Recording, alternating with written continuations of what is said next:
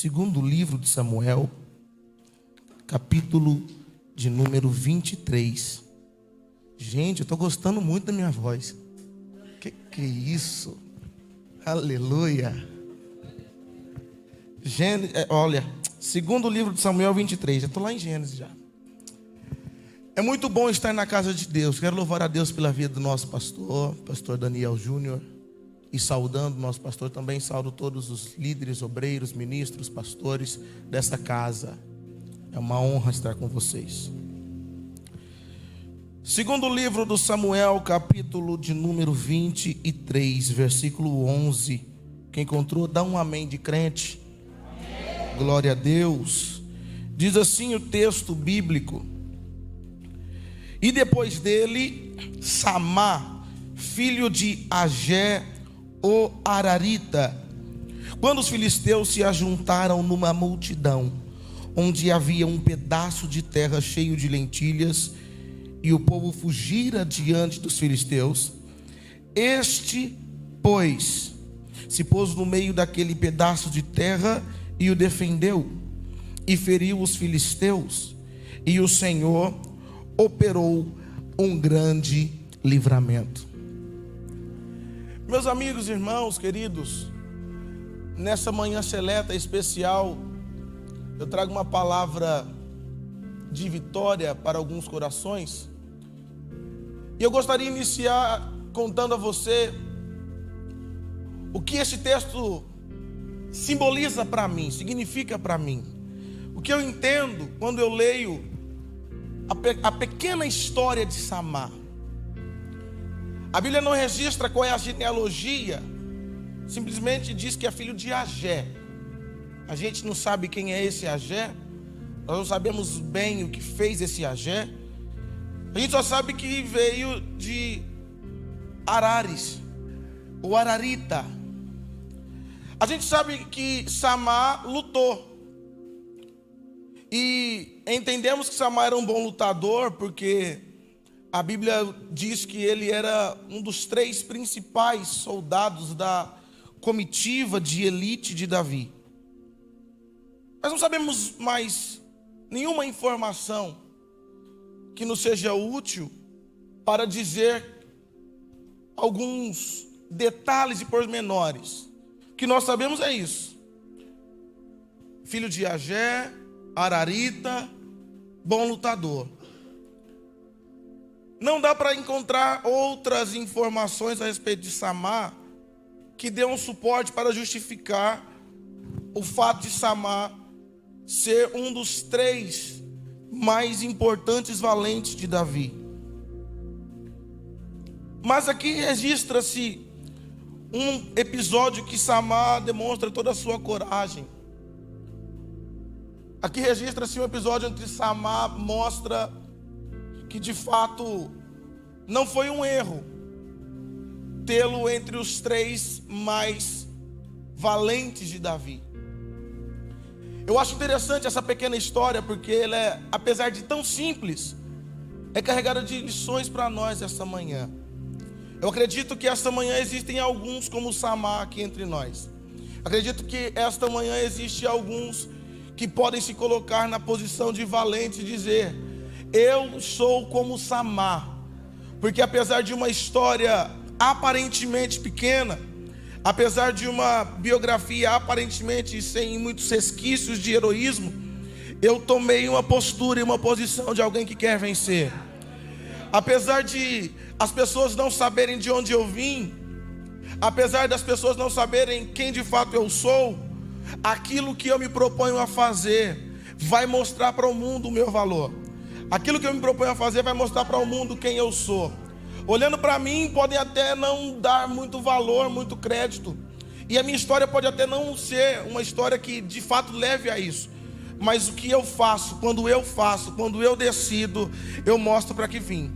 Aqui nós entendemos, observando a história de Samá, pelo menos 3 coisas importantíssimas que eu queria listar com você. E se você puder redobrar sua atenção, seria muito importante. Primeiro eu quero que você entenda o que está acontecendo, e parece simples de entender. É uma multidão de filisteus correndo atrás de judeus, de israelitas. É uma multidão de soldados valentes, terrivelmente covardes, porque atacavam de modo furtivo. Eles não trabalhavam diante das éticas de guerra. Alguns soldados filisteus eram como se fossem mercenários que atacavam às escondidas e sempre pegavam os seus inimigos como presas, sempre de surpresa. Mas naquele dia, como diz o bom e velho português do interior, deram com os burros na água, porque eles se levantaram para atacar um pedaço de terra onde havia uma plantação de lentilhas, e não eram poucos os homens que estavam ali, mas foi apenas um único que ficou.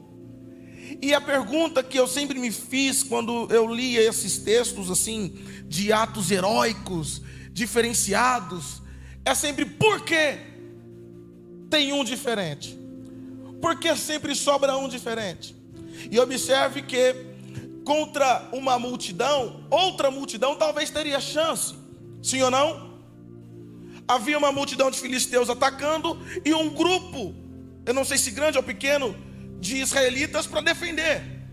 Mas sempre quando trata-se de coletivo, talvez um outro coletivo resolva. Porém, naquele caso, o coletivo de Samar era um coletivo um pouco fraco, porque quando perceberam o ataque dos filisteus, todos fugiram, todos correram, e Samar vai se levantar. Eu acredito num diálogo hipotético, alguém tentando se levantar para correr, de repente olhar Samar se levantar e dizer: vamos. Samar diz: vamos, e de repente um corre para a esquerda e todos os outros para a direita. Samar olha e diz: onde vocês estão indo? Nós estamos indo salvar a nossa vida. E você? Eu estou indo salvar a minha vida. Por que você está indo para cá se o caminho é para lá? Eu estou indo salvar a minha vida fugindo da guerra, enquanto Samar está indo salvar a sua vida enfrentando os inimigos. Enquanto que há uma maioria de gente que corre, tem uma minoria de gente que fica. Enquanto há uma maioria de gente que se acovarda, tem uma minoria de gente que diz: eu vou à luta. Enquanto tem uma maioria que diz: assim não dá, tem uma minoria dizendo: se der ou não der, eu vou assim mesmo. Por quê? Porque eu não estou aqui para correr, eu não estou aqui para fugir, eu não estou aqui para me esconder, eu não estou aqui para descansar, eu não estou aqui para qualquer outra coisa a não ser guerrear. Por quê? Vocês não sabem quem eu sou? Não. Vocês não sabem de onde vim? Não. Mas eu vou te mostrar quem sou, e você vai entender por que é que eu estou aqui. As pessoas observavam Samar e perceberam que Samar era diferente, não no quesito de observação, porque observando o cenário todo mundo sabia que era impossível. Samar era diferente nas suas decisões, e a decisão de Samar era: eu posso até perder, mas eu não vou perder de forma covarde. Eu tenho que lutar, eu tenho que batalhar. O inimigo pode até ser grande, maior do que eu, mas tem uma coisa: a coragem que eu tenho vai me fazer lutar. E mesmo que eu me fira, mesmo que eu me machuque, mesmo que eu esteja sozinho, e é bom que eu esteja sozinho, todos verão que há alguém corajoso no meio dos valentes. Todos verão que há alguém que se destaca, não pelas suas qualidades físicas, não pelas suas habilidades com arma, mas pela sua coragem. E o que Deus está procurando nos dias de hoje é alguém de coragem para dizer: o inimigo pode ser grande, mas eu pequeno vou à luta. Mateus, como Samar aprendeu isso? Onde Samar se inspirou com isso? A Bíblia vai dizer que Samar era um dos discípulos de Davi, e conheceram Davi numa caverna chamada de Adulão. Caverna de Adulão, guarda esse nome. A Bíblia diz que Davi está fugindo de um momento terrível, pernicioso da sua vida, e lá ele encontra cerca de 400 homens, e a Bíblia chama esses homens de desgostosos, endividados, problemáticos, homens surtados, homens que não tinham mais como viver em sociedade, pelo menos assim que se via, homens que não tinham mais condições de estar em um grupo. Por quê? Muitos deles porque tinham muitos problemas em casa, muitos problemas de convivência, problemas sociais, problemas financeiros, estavam destruídos, arruinados. E chega lá Davi, e observam que chegando Davi, vão dizer: chegou mais um como nós, chegou mais um que foge, chegou mais um covarde, chegou mais um problemático, chegou mais um sem futuro, chegou mais um acabado. Só que quando Davi pisa lá, Davi diz: gente, o que vocês estão fazendo aqui? Nós estamos escondidos das lutas da vida. E você, Davi? Eu não vim me esconder, eu só vim dar uma descansada. Daqui a pouco eu vou me levantar e vou voltar para a luta. E aí aqueles homens olham para Davi e dizem: esse aí é um homem diferente, esse aí é meio estranho. E Davi vai dizer: gente, por que vocês estão se escondendo das lutas? Davi, você não tem noção do tamanho dos meus problemas, você não tem noção do tamanho das minhas dificuldades. Ah, Davi, se você soubesse o tanto de conta que eu tenho para pagar, se você soubesse como é difícil minha convivência em família, se você soubesse como eu não consigo me adaptar em sociedade, você nem tentaria me motivar a me levantar daqui. Davi, se você soubesse quem sou eu, se você soubesse de onde eu vim. É por isso que a história de alguns desses homens nem aparece, porque Davi não queria saber quem eram, Davi não queria saber de onde vieram. Davi queria saber: vocês são valentes ou covardes? Porque eu já saí de um grupo de covardes. Que grupo? O grupo dos meus irmãos. Eles até tinham armadura, eles até tinham espada, eles estavam alistados no exército de Saul, eles estavam no campo de batalha. Mas quando eu cheguei lá, o Golias gritava lá do meio e eles corriam para trás. O Golias gritava lá do meio e eles davam passos atrás. E quando você chegou, o que aconteceu? Você não está sabendo? Não chegou um zap aqui na caverna de Adulão? Eu me levantei e disse: eu vou lutar. Mas eu não vou sozinho. Eu pego paus e pedras e me chamam de covarde, dizendo: como você vai lutar com isso? Isso não é instrumento de guerra. Mas eu disse para eles, e Golias ouviu muito bem, Saul também, que eu não estava ali para lutar em meu nome. É por isso que eu sou valente. Eu estou ali, estava ali para lutar em nome do Senhor dos exércitos. Aqueles homens da caverna, os 400, podiam dizer: quem é esse que te dá coragem para lutar no meio dos filisteus? Não, não é no meio dos filisteus, é com um único filisteu de 3,5 metros de altura aproximadamente. Você, Davi, com menos de 1,70, lutar com um homem de 3 metros? Lutei. E sabe de uma coisa? Eu peguei 5 pedras, mas as 4 reservas ficaram. Foi uma só, uma pancada só, derrubei o inimigo. Mas como? Que habilidade é essa? Como você aprendeu? Quem te ensinou essa técnica, essa tática de guerra? Ninguém. Foi o Senhor que me revestiu de ousadia e coragem. É por isso que eu fui. Aqueles homens conheceram Davi, mas mais do que conhecer Davi, conheceram o Deus do valente Davi. E aí eles começaram a caminhar com Davi, começaram a lutar com Davi, começaram a enfrentar batalhas com Davi, e foram aprendendo cada dia mais que com Deus minoria vence, com Deus o pequeno ganha, com Deus o pequeno triunfa. Levanta a mão, porque já está esquentando esse lugar. Eu vim aqui dizer para você: você não veio para uma manhã de encontro, simplesmente de encontro matinal em sociedade. Você não veio para um encontro social, você não veio para trocar ideias empresariais. Você veio aqui para receber essa palavra. Com Deus o pequeno vence, com Deus o pequeno destrói, com Deus o pequeno ganha. E mesmo que você seja pequeno, mesmo que você tenha todas as características de um covarde, o fato de você estar aqui já mostra que você conhece Deus a ponto de saber: se Ele está comigo, eu estou garantido. Se Ele está comigo, eu não recuo. Se Ele está comigo, eu derrubo gigantes, eu venço multidões, eu venço os problemas, eu transponho as barreiras e venço os limites, porque Deus está comigo. Samar observava o comportamento de Davi, dizendo: não é possível, esse cara é louco. Mas Davi só era o Davi que nós conhecemos porque descobriu que ele, Deus, vence qualquer batalha. Ele, Deus, vence qualquer parada. Porventura, irmão, só para tirar minha curiosidade, não é por isso que você está aqui essa manhã? Porque as batalhas se levantaram na sua vida e você disse: espera aí, eu já sei onde encontrar resposta, eu já sei onde encontrar ajuda. Não é verdade que diz a Bíblia: Ele é socorro bem presente na hora da angústia?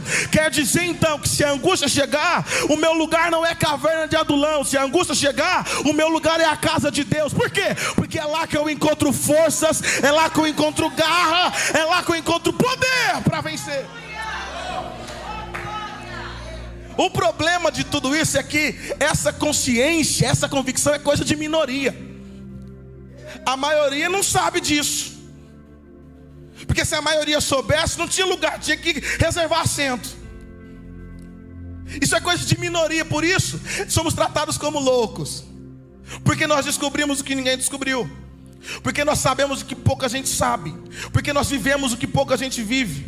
E aí eles dizem, como ele consegue? Como ela consegue? Não somos nós, é o Deus que está conosco. E assim funciona. Nós sabemos, e porque sabemos, ficamos para lutar. Nós sabemos, e porque sabemos, ficamos para vencer. Nós sabemos, e porque sabemos, nos levantamos para ir à guerra. Nós sabemos, porque sabemos, nós não precisamos mais correr. Nós sabemos, e porque sabemos, estamos aqui esta manhã. Nós sabemos, e porque sabemos, decidimos, tomamos uma postura, uma posição de dizer, eu não vou fugir. Agora, por que é que Samar ficou? Samar ficou, primeiro, porque já estava cansado da caverna de Adulão. Samar ficou porque quando todo mundo correu e Samar pensou em correr, a dor e o trauma, o complexo da primeira fuga o fez ficar. Como assim, Mateus? Samar podia se sentir tentado a correr para a direita junto com os covardes que fugiram. Mas quando ele se levantou, a Bíblia diz que ele se pôs no meio. Ele não foi empurrado como alguém que diz, fica aí, luta sozinho. Não, ele foi voluntariamente. Porque quando ele pensou em correr, ele se lembrou de uma situação que um dia ele correu. Ele fugiu.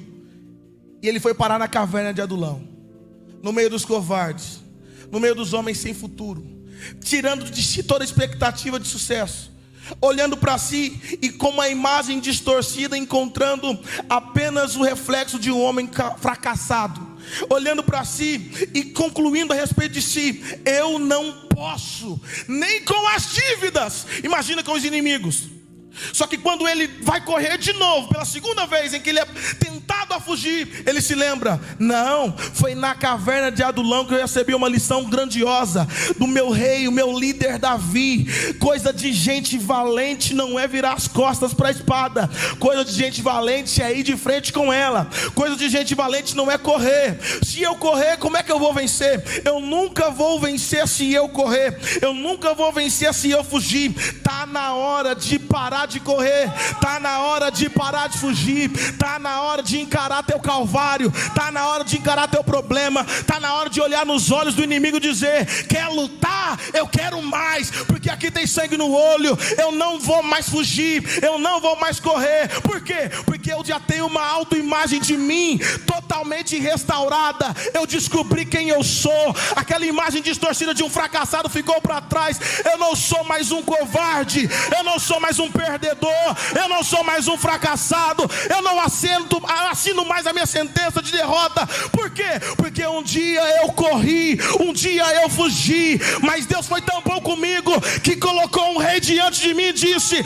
se você correr, você não vence, só vence quem luta, só vence quem encara, só vence quem enfrenta. Então está na hora de experimentar o que é ser vencedor. Levanta sua mão essa manhã, porque eu quero profetizar. Você veio aqui movido pelo Espírito de Deus para ouvir essa informação. Está na hora de ser vencedor, está na hora de ser vencedor. Chega de correr, chega de fugir, chega de dar moral para o inimigo. Tudo aquilo que o inimigo diz a teu respeito, tudo aquilo que o inimigo propõe para você, não é uma verdade. A verdade é o que Deus tem para você, e o que Deus tem para você é vitória. Porque Samar ficou? Porque ele sabia, eu já estive na caverna de Adulão e não quero voltar para lá nunca mais.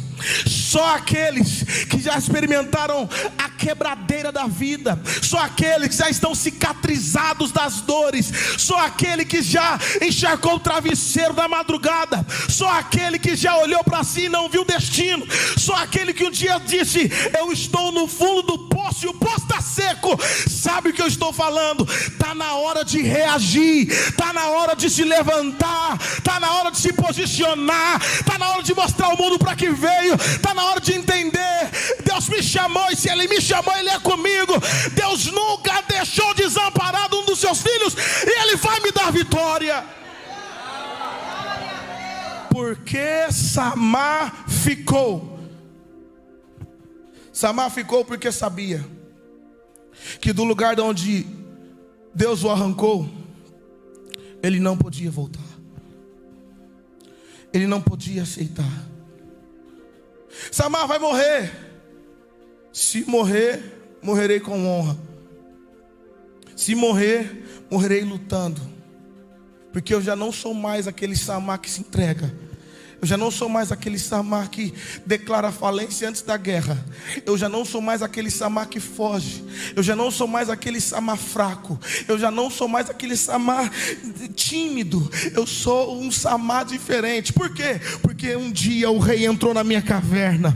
Porque um dia o rei entrou na minha caverna e disse, olhando nos meus olhos, não é assim que você vai ficar. Não é assim que você vai vencer. Não é assim que você vai restaurar, recuperar, restituir a honra que foi roubada, foi tomada de você. Não é assim que você viverá o seu futuro. Não é assim que você terá destino. Como é então? E o rei disse, é se levantando indo à guerra, é se levantando indo à luta, é se levantando e mostrando para o inimigo, se você tem vontade, eu tenho mais. Se você quer, eu quero mais. Se vai ser difícil, não tem problema. Deus vai me fortalecer os meus músculos. Deus vai me dar estratégia e inteligência. Deus vai me dar graça e recurso. A Bíblia diz no Salmo 125, como a cadeia de montanhas ao redor de Jerusalém, assim é Deus para o seu povo. Ele é a minha blindagem impenetrável, Ele é meu escudo e meu broquel, Ele é a minha fortaleza no socorro bem presente na angústia.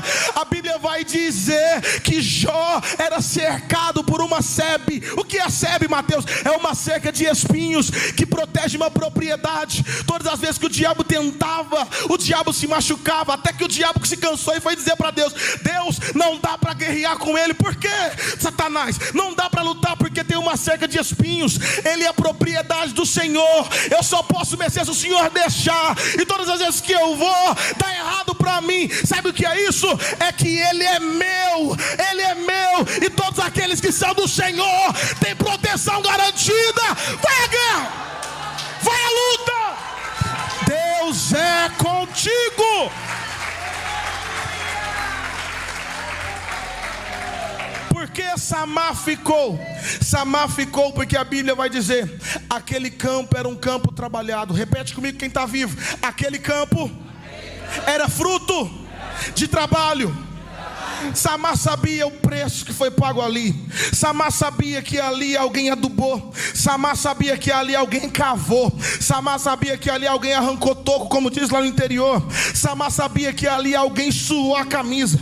Samar sabia que ali alguém sacrificou. Samar sabia que ali alguém renunciou. Samar sabia que ali alguém lutou. Samar sabia que ali alguém pelejou. Samar sabia que ali alguém não desistiu. Samar sabia que ali alguém se propôs a fazer daquele campo um campo frutífero. Samar sabia, e de repente pode ter sido Samar mesmo que plantou, eu não sei, mas uma coisa é certa, Samar sabia que o que foi construído com obra de mãos suadas, o que foi construído com muito suor e luta, o que foi construído com muita batalha, o que foi construído com muita luta, não poderia ser deixado para o inimigo. E como Samar sabia disso? Porque um dia ele se escondeu na caverna, e tudo que ele construiu, família, tudo que ele construiu, casas e bens, tudo que ele construiu na sua vida, ele deixou de bandeja para quem quisesse tomar. Só que agora Samar é diferente. Agora Samar conhece Deus. Agora Samar é outra pessoa. Agora Samar não é um corredor, Samar é um lutador. E ele vai bater o pé e dizer, se alguém trabalhou aqui, se alguém suou aqui, a Bíblia diz, digno é o obreiro do seu salário, digno é aquele que trabalha de comer os primeiros frutos. Não é filisteu que vai devastar a minha seara. Não é filisteu que vai destruir a minha colheita. Não é filisteu que vai acabar com aquilo que foi trabalhado. Eu não vou dar de mão beijada. Eu fico porque eu sei que aqui tem preço pago. Eu fico porque eu sei que aqui tem noites mal dormidas. Eu fico porque eu sei que aqui tem suor escorrendo. Eu fico porque eu sei que aqui alguém pagou um preço, e o que o preço foi pago, o diabo não vai roubar. Eu fico. Esta é a amanhã que você vai dar um grito para Satanás se assustar.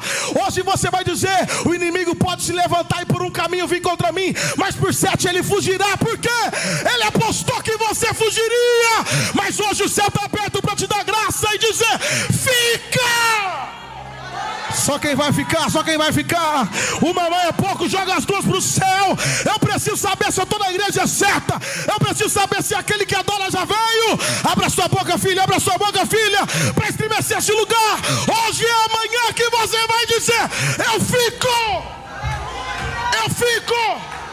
A minha casa tem preço, o meu trabalho tem preço. Não foi à toa que cheguei onde cheguei. Eu sei que alguém batalhou, alguém lutou, alguém chorou, alguém sofreu.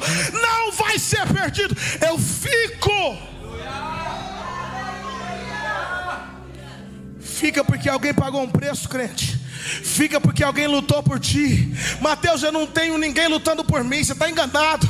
É fake news. Não, é verdade esse bilhete. E lá vai, a Bíblia vai dizer que Jesus no Getsemane disse: Pai, passa de mim esse cálice. Mas ele olhou e disse: peraí. Se o preço não for pago, o meu filho não pode ficar. Como assim? Se eu não fico para mostrar para ele como acontece, ele nunca vai entender. Aí Jesus diz: todavia seja feita a sua vontade. Não é por mim, mas é por alguém. Que esse preço precisa ser pago. Alguém precisa comer desse campo. Alguém precisa experimentar o fruto desse campo. Então eu fico. Ele abriu os braços na cruz e disse: Pai, a obra foi completa. Porque eu fiquei, ele poderá ficar também. Sabe por que Samar ficou? Porque um dia alguém pagou um preço. E deixa eu te falar, sabe por que você vai ficar?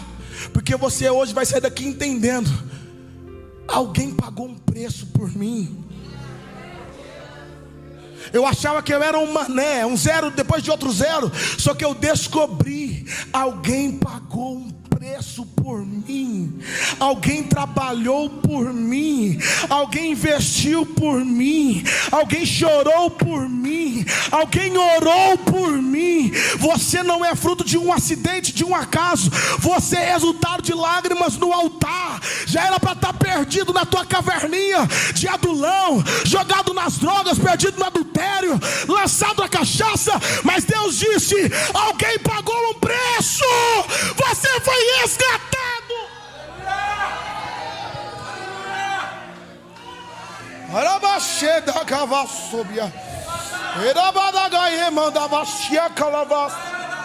O preço foi pago para você ficar, não é para correr não. O preço foi pago para você lutar, não é para correr não. Porque Samar ficou. Samar ficou porque sabia: eu não posso voltar para a caverna. Lá não é o meu lugar. Eu não posso abrir mão desse campo. O preço foi pago por ele. E eu acho lindo, porque a física diz que toda ação leva a uma reação. E aí eu estou naquela cena, todo mundo se levantando, Samar correndo para um lado, o povo correndo para o outro. Alguém grita: Samar, você é louco! Ele diz: não, eu vou ficar.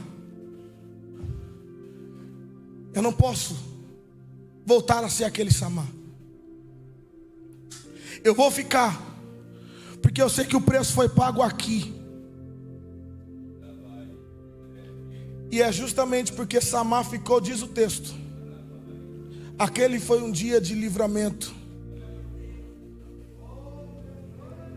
Porque Deus não correu com os covardes, Deus ficou com o valente. Eu achava que você ia bater a cabeça no teto, mas eu vou falar de novo para ver se alguém tem coragem de sair dessa cadeira e gritar como vencedor: Deus não correu com os covardes, Deus ficou com o valente. Deus ficou com o valente. Deus ficou com o valente. Deus ficou com o valente. Deus ficou com o valente. Deus ficou com o valente. Deus ficou com o valente. Isso. Deus ficou com o valente. Deus ficou com o valente. Deus ficou com o valente. Deus ficou. Onde estão os valentes? Onde estão os valentes? Onde estão os valentes? Onde estão os valentes? Esta é uma manhã de convocação. Os valentes de Deus comecem a se levantar.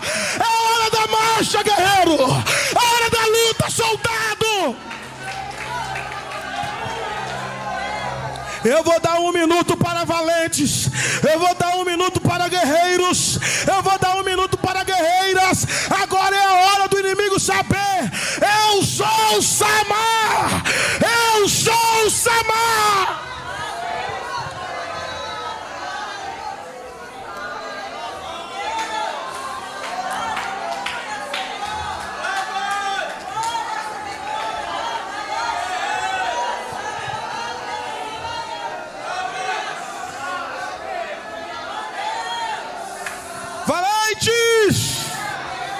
Valentes, fica, para que todos saibam: a minha casa não vai ser roubada, o preço foi pago por ela.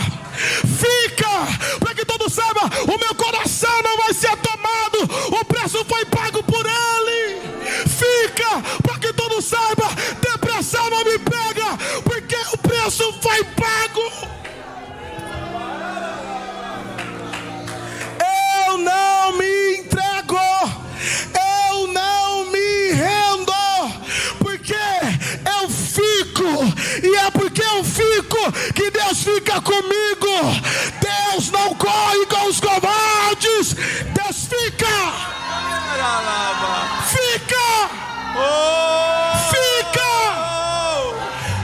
Eu vim aqui portando uma boa mensagem de Deus. Esta é a manhã que Deus tirou para marcar sua vida. Hoje é dia de livramento.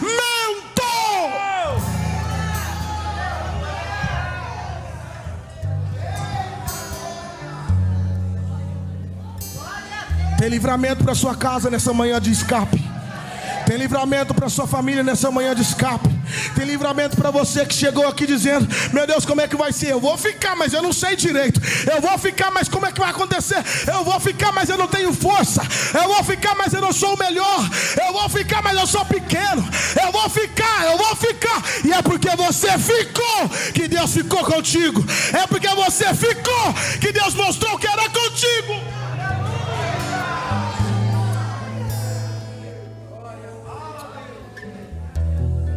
Eu fico.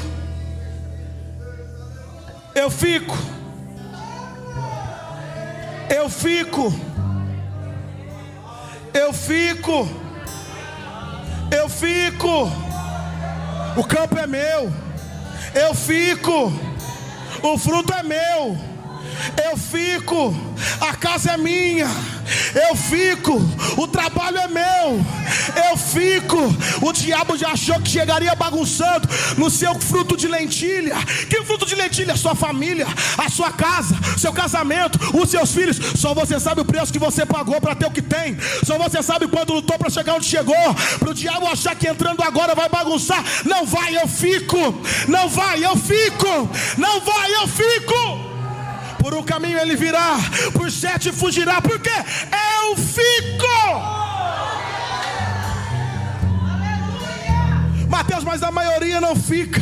Tudo bem, porque se dependesse da maioria, o cenário seria totalmente diferente. Se dependesse, esse negócio de maioria nem é com Deus. Negócio de maioria nem é com Deus. Foi assim, chamou 32 mil, só 300 ficaram. Foi assim, chamou 500, só 120 ficaram. Foi assim, chamou 12, só 3 subiram para ver a transfiguração. Foi assim, chamou muitos, poucos ficaram. E quem ficou, viu o livramento de Deus. Não se preocupe com a maioria, porque se dependesse da maioria, pastor, oração é um negócio obsoleto. Se dependesse da maioria, culto de manhã pra quê? Já tem às 10. Se dependesse da maioria, consagração pra quê? Eu preciso estudar para ficar bom. Não, se dependesse da maioria, jejum, não, pra que isso? Para emagrecer eu faço dieta, eu passo fome pra quê? Se dependesse da maioria, levantar a mão e dizer que Deus é bom, impossível. Olha o coronavírus. Se dependesse da maioria, dizer que Deus é maravilhoso, não dá, porque o cenário não me favorece. Mas eu dou graças a Deus que ainda tem uma minoria louca que diz: eu vou pra luta, eu vou pra guerra.